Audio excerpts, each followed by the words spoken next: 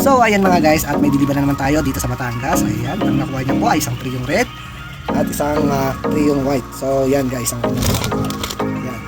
At kanyang kinuha ay mga water plant. So kumuha siya ng 10 water plant. Ayan, 10 cup. Ayan, ay produce na water plant na isang balde na lang na ganito. Ay, isang planggana na lang yan guys. So ayan, marami-rami na yan na water plant. Siguro mga 5 tap na yan o 4 tap. Yan. So ito na yung kanyang tree sa kanyang mga nakuha. At pili na rin itong isda. Yan guys. So ayan guys, at binigyan ko na rin siya ng isang maliit na freebies yan. So freebies na rin yung isa. So ayan guys, sa mga gusto na natin na rin super sayan, huwag magtagal. Ayan, ang daming nakuha ni boss. Ayan, may water plant, may white at saka may red. So ano pa, sa mga baguhan na gusto mag-alaga, huwag kayong magtagal. Pili tayo. So ano pa hinintay natin? At makagabi na tayo. So ano pa, hindi na magtagal. Let's go! So ayun mga guys, at nakapasok na tayo dito kay Bossing. So ang daming alaga ni Bossing na crayfish at mga isda rin. So ito, may mga isda rin tayo. May isda rin si Bossing dito. Ayun mga guys.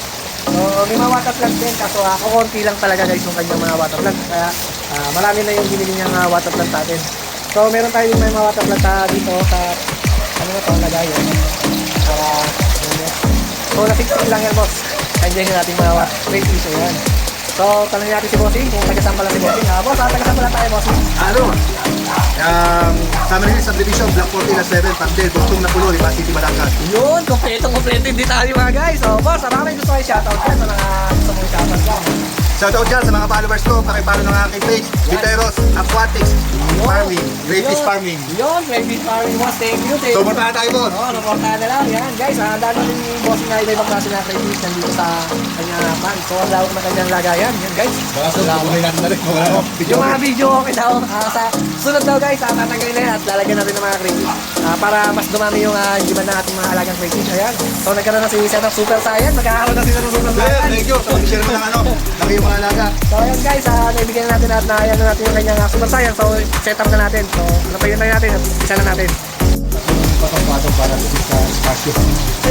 Boss, saktong-sakto rin yung setup mo boss kasi may mga halaman yung taas, yung lilim niya. Kaya hindi mainit. So kahit marawan siya, hindi rekta.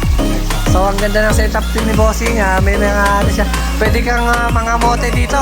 So yung kinakain din po yan, totoo yan. Kinakain din yan, isa pa yan, kinakain din yan. So ayan guys, yung kanyang setup. Ayan, nandito na tayo sa setup ni Bossing. At ang ganda talaga.